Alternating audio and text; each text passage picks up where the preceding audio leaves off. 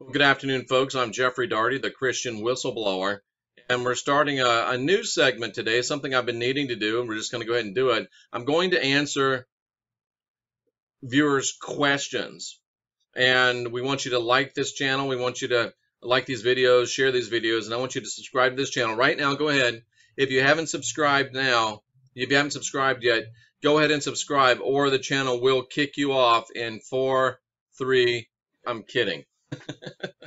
But let's get into some of these questions. And this comes from, I probably shouldn't say these people's names, but I mean, they sent me an email. So Rainbow Crest Arabian says, "Go, Jeffrey, go. Why did the Vatican name their telescope Lucifer?" Well, the actual answer to that is that the Vatican did not actually name their telescope Lucifer. As Popular Science explains, Lucifer is an acronym for the technology that is being employed in the telescope, and it stands for Large Binocular Telescope Near Infrared Utility with Camera and Integral Field Unit for Extragalactic Research. The instrument is also attached to the University of Arizona's Large Binocular Telescope, located on Mount Graham in southeastern Arizona. The Vatican-owned Vatican Advanced Technology Telescope is right next door. So to say that they named it Lucifer is not quite accurate. However, they had to be completely and positively and totally aware of that acronym. And you would think that the Roman Catholic Church would have said, hey, let's do something a little different. Let's change the name of this technology. Let's go ahead and get rid of this. But the real story of Rainbow Crest Arabians is that the Vatican did not actually technically name the telescope Lucifer. That's the name of the technology. But it does make you go, why didn't they change that acronym, and why didn't they change the name of that thing? Makes you, it's just another one of those things. By itself probably doesn't mean a lot, wouldn't make you think much, but coupled together and placed together with all the other pieces, I think it's a good question. I think it's a legitimate question. I think it's a question that does deserve an answer, and wow, it does make you think for sure. And our next question comes from Ivan Payich, or Payich. I'm not sure. I know that was a German. I'm sorry, but I would guess that he's Russian. I apologize for butchering your name. Can you please tell me what you believe from your studies happens after we die? And do you believe in reincarnation? I just did a video this week. It's in the last 2 or 3 videos. That is what happens after we die, what happens at death. I'll write that down so I'll put it into the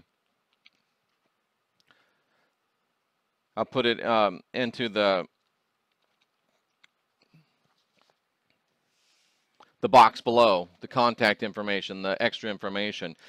And of course, I don't want to spend a lot of time answering this because that whole video answers this. But reincarnation has been the way that we have been growing and processing, growing and progressing up the ladder, if you will, of our consciousness and becoming a higher and higher beings.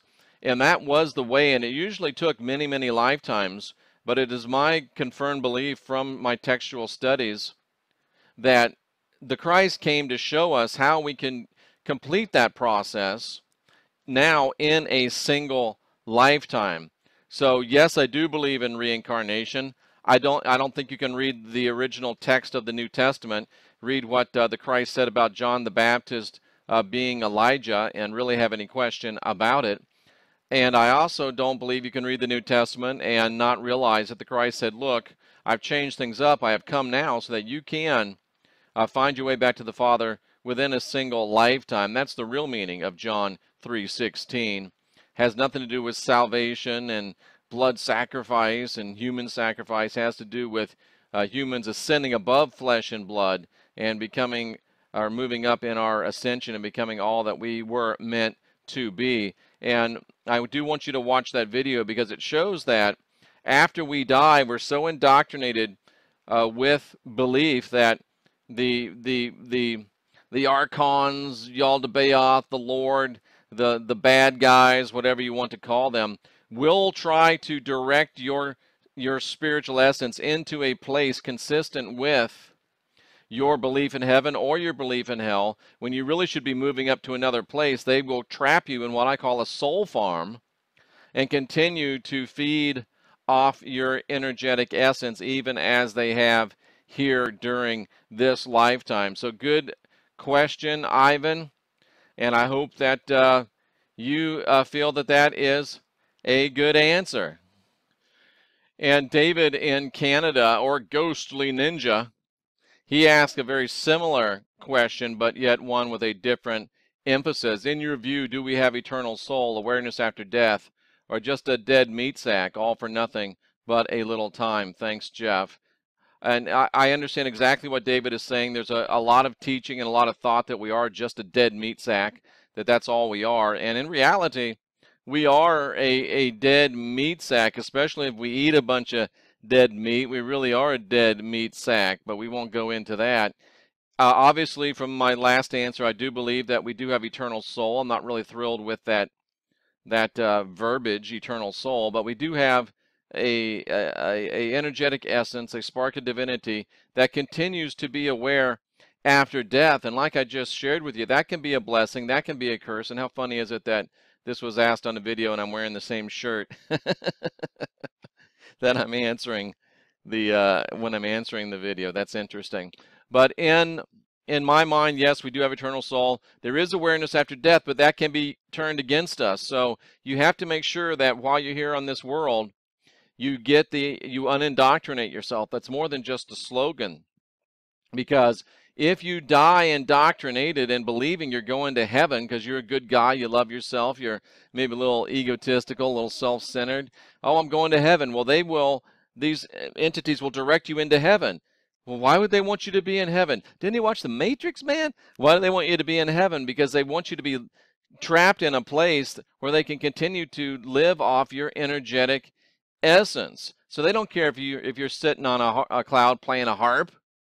And likewise, if you're in hell, different entities, different emanation of intention, but they can feed off you. So yes, you do have eternal soul. You do have awareness after death. And it's very important that you unindoctrinate yourself in this life so that awareness after death is not leveraged against you. I hope that makes sense to you, David. And this question comes from Love Life Mucho. Jeffrey, thanks. I'm checking out your YouTube. Check out the store. Do you have a book about Jesus in different cultures and times in history and people calling Jesus something else, but the same story Christians tell? Yes, we do talk a lot about that on this channel. And I think the most important thing about that, the central thing is that the Christ himself came and said, I am bringing you the way, the truth, the life. No one comes unto the Father but by me. That's the dung version. But what that says in the original Greek is, I'm bringing you the best of all the ways. I'm bringing you the best of all the truths. And I've compiled them into a workable system that will lead you to life. And this is where we're getting back to the first or second question about reincarnation being able, to be completed within a single lifetime, really eliminating the need for reincarnation, but you know what I mean. So yes, there's a lot of different cultures that have bits and pieces of the same story that the Christ came and shared with us, and that's by design because he took the best of all the ways. He took the best of all the truths, of all the spiritual ways on this earth, and I'm convinced maybe even beyond, and wove them into the finest, most workable set of teachings that humanity has ever come across. And I'm convinced that the Christ manifested in other places and in other times other than first century Judea. Are you saying that you think the Christ walked the earth more than once? I am exactly 100% saying that. You can quote me on that. So that's the answer to that one, Love Life Mucho. I hope you find that helpful. And here's one I probably should have the good sense not to put up here because there's such a controversy about this, and it's not really a question. But this is a boat captain writing and addressing questions about flat Earth. Is the Earth flat? Would be this question. A nautical mile, says the experienced boat captain, is based on the circumference of the planet Earth. If you were to cut the Earth in half at the equator, you could pick up one of the halves and look at the equator as a circle. You could divide that circle into 360 degrees. You could then divide a degree into 60 minutes. A minute of arc on planet Earth is 1 nautical mile. Interesting. A minute of arc on planet Earth is 1 nautical mile. This unit of measurement is used by all nations for air and sea travel. And let's get the rest of his statement there. And before the time of GPS, airplanes really needed this type of measurement, the nautical miles. They were able to travel the globe and land in very precise locations with simple and brilliant observation. To counter this, you'd have to come up with complex arguments that have so many what-ifs that he says aren't worth his time to fully check. Although I will say I've only listened to these arguments and have not fully investigated the theories. In other words, I'm not an expert in a debunking complex, but he is an expert in navigation, and it's interesting to see what a nautical mile actually is, and I'll leave that with you for your consideration of those of you that are pondering the flat earth question. This next question comes from Matthew Williams, and it's a very interesting question, and I actually did a video on this a number of years ago, I believe, and I'll link that in the box below as well. He says, I'm an empath and I'm a Christian. Is there anything in the Bible? I was wondering about what my abilities are for. Is my DNA from something else? I was wondering if you have any information about it. I have healing ability, but worry it's bad to learn how to use it. Well, this is a perfect example of one of the most nefarious things about big-time religion and about Roman Catholicism and Roman Protestantism in particular, because the system is set up to completely disempower the individual.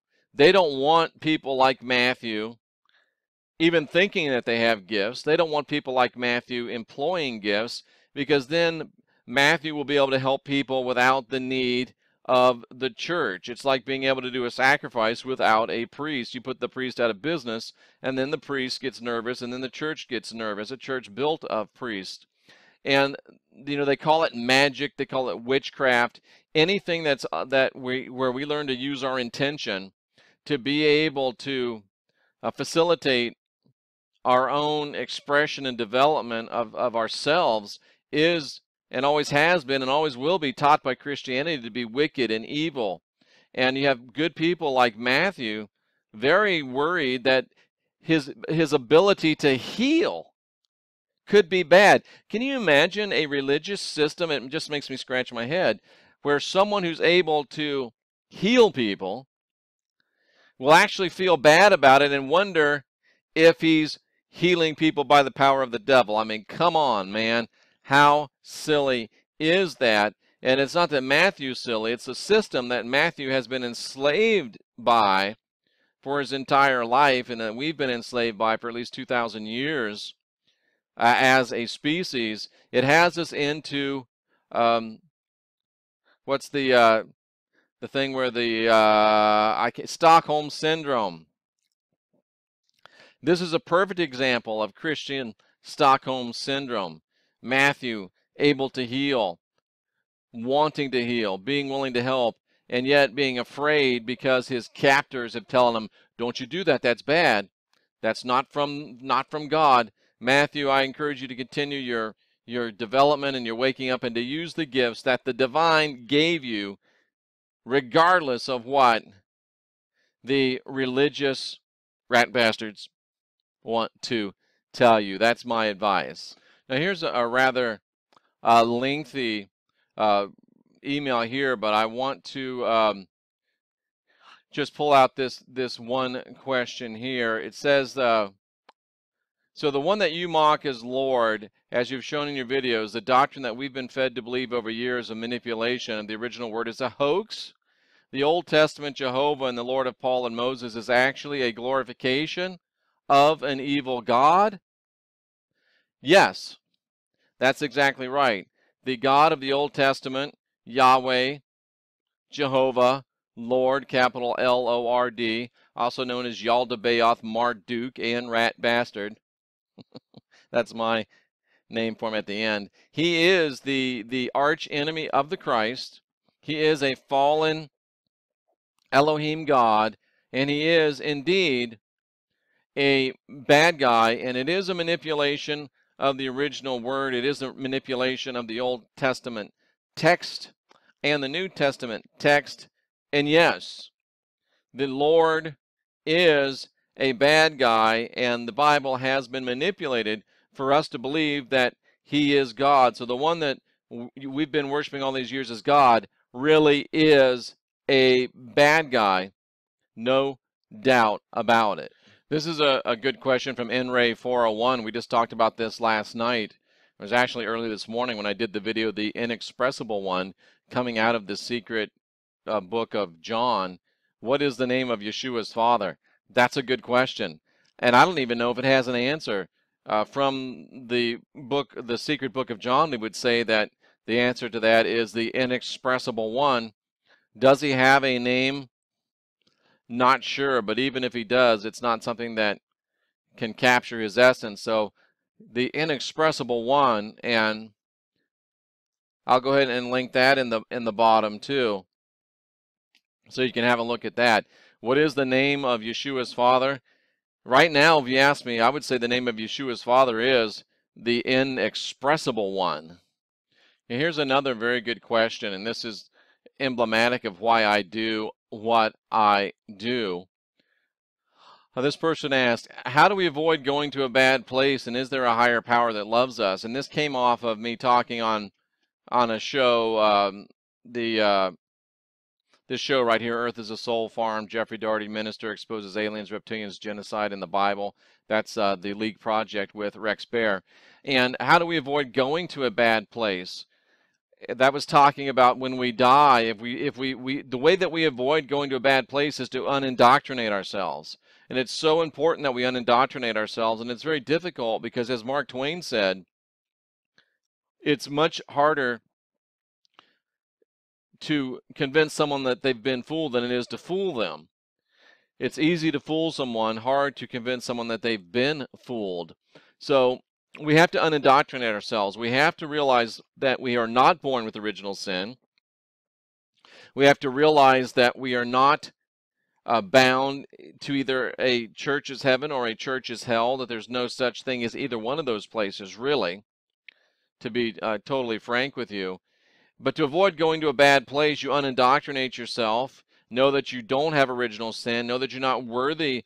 You don't need a Savior. You're not worthy of anything. You're not evil, wicked, and bad. You don't have original sin. You've got the spark of divinity within. And that there is really no bad place. The worst thing that happens is you take her around one more time. And of course, there are multiple higher powers that at least have our best interest in mind. So unindoctrinate yourself. Know there's not a bad place. Know that you're not filled with original sin, that you have the spark of divinity within, and know that there are higher powers that do have your best interests at heart. And again, this question, this group of questions is so emblematic of why I do what I do. And it shows the bondage of big-time religion, the bondage of, in this case, Roman Protestantism, and the things that it has people thinking, feeling, and believing.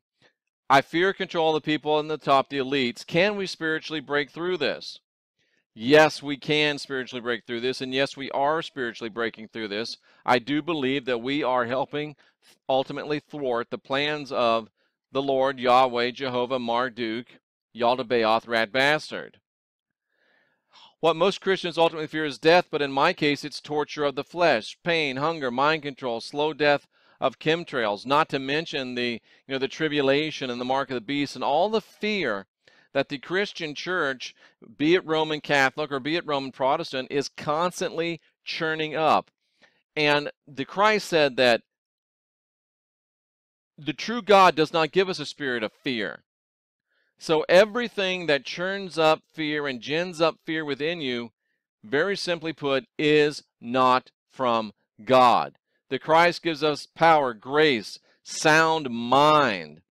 Knowing the truth allows you to be set free, and he who finds a Christ is free indeed.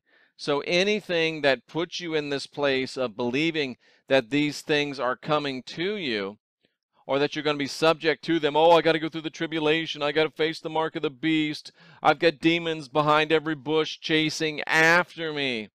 Do we have the power in ourselves to get through this? Yes.